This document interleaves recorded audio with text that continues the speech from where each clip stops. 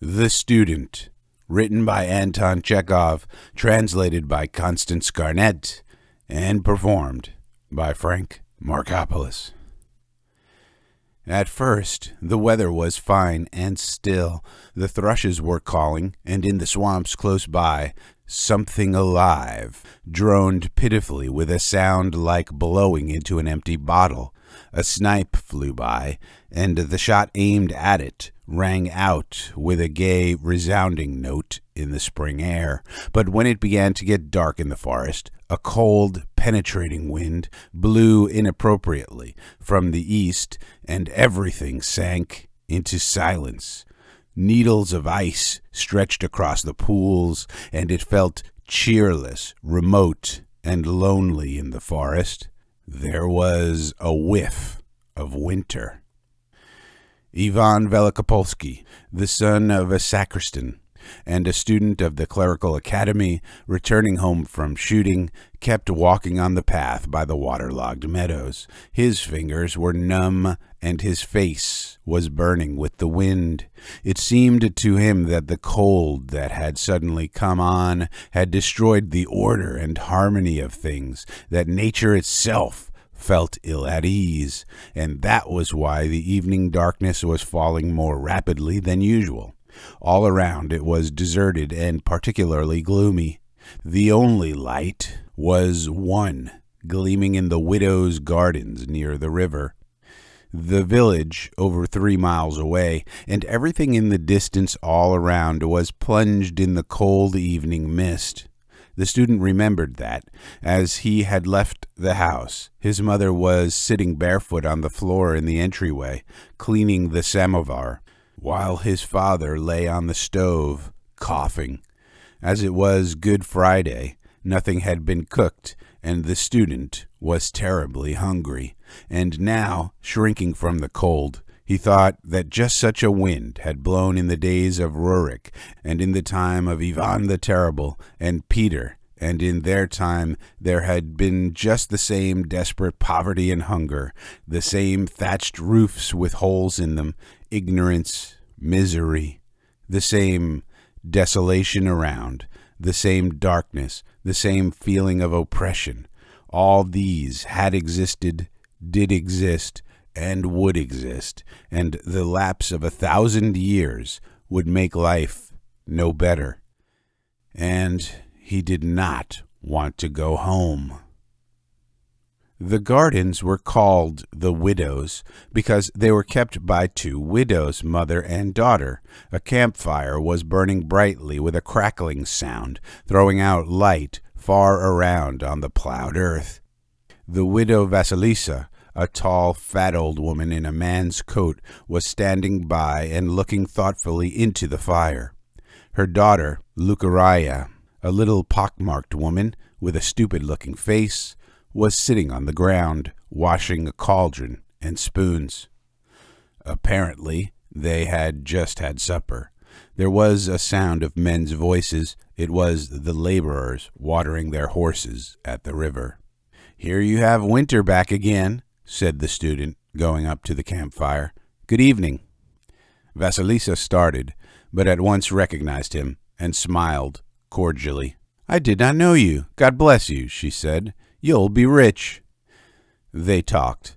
Vasilisa, a woman of experience who had been in service with the gentry, first as a wet nurse, afterwards as a children's nurse, expressed herself with refinement, and a soft, sedate smile never left her face. Her daughter, Lucaraya, a village peasant woman who had been beaten by her husband, simply screwed up her eyes at the student and said nothing, and she had a strange expression, like that of a deaf-mute. "At just such a fire, the Apostle Peter warmed himself," said the student, stretching out his hands to the fire. "So it must have been cold then, too. Aha! What a terrible night it must have been, Granny. An utterly dismal, long night." He looked around at the darkness, shook his head abruptly, and asked, "No doubt you have heard the reading of the 12 Apostles." "Yes, I have," answered Vasilisa.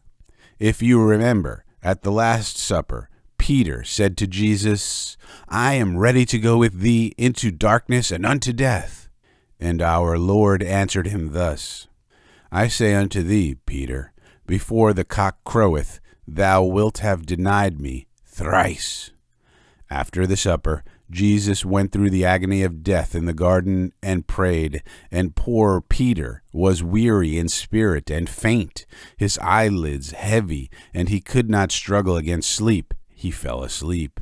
Then you heard how Judas the same night kissed Jesus and betrayed him to his tormentors.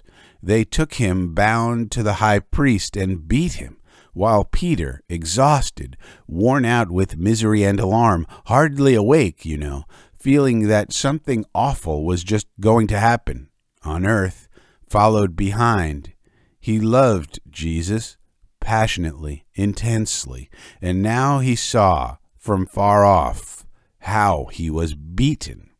Lucariah left the spoons and fixed an immovable stare upon the student. They came to the high priests, he went on. They began to question Jesus, and meantime the laborers made a fire in the yard as it was cold and warmed themselves. Peter, too, stood with them near the fire and warmed himself as I am doing. A woman, seeing him, said, He was with Jesus too. That is as much as to say that he too should be taken to be questioned. And all the laborers that were standing near the fire must have looked sourly and suspiciously at him, because he was confused, and said, I don't know him. A little while after, again, someone recognized him as one of Jesus' disciples, and said, Thou too art one of them. But again he denied it, and for the third time someone turned to him, Why, did I not see thee with him in the garden today? For the third time he denied it, and immediately after that time the cock crowed, and Peter, looking from afar off at Jesus, remembered the words he had said to him in the evening. He remembered. He came to himself, went out of the yard, and wept bitterly, bitterly. In the gospel it is written, he went out and wept bitterly. I imagine it, the still, still, dark, dark garden, and in the stillness, faintly audible, smothered sobbing. The student sighed and sank into thought. Still smiling, Vasilisa suddenly gave a gulp. Big tears flowed freely down her cheeks, and she screened her face from the fire with her sleeve as though ashamed of her tears, and Lucariah, staring immovably at the student, flushed crimson, and her expression became strained and heavy, like that of someone enduring intense pain. The laborers came back from the river, and one of them, riding a horse, was quite near, and the light from the fire quivered upon him. The student said good night to the widows, and went on, and again the darkness was about him, and his fingers began to be numb. A cruel wind was blowing. Winter really had come back, and it did not feel as though Easter would be the day after tomorrow. Now the student was thinking about Vasilisa. Since she had shed tears, all that had happened to Peter the night before the crucifixion must have some relation to her. He looked around. The solitary light was still gleaming in the darkness, and no figures could be seen near it now. The student thought again that if Vasilisa had shed tears, and her daughter had been troubled, it was evident that what he had just been telling them about, which had happened 19 centuries ago, had a relation to the present, to both women, to the desolate village, to himself, to all people. The old woman had wept, not because he could tell the story touchingly, but because Peter was near to her, because her whole being was interested in what was passing in Peter's soul. And joy suddenly stirred in his soul, and he even stopped for a minute to take a breath. The past, he thought, is linked with the present by an unbroken chain of events flowing one out of another. And it seemed to him that he had just seen both ends of that chain, and that when he touched one end, the other quivered.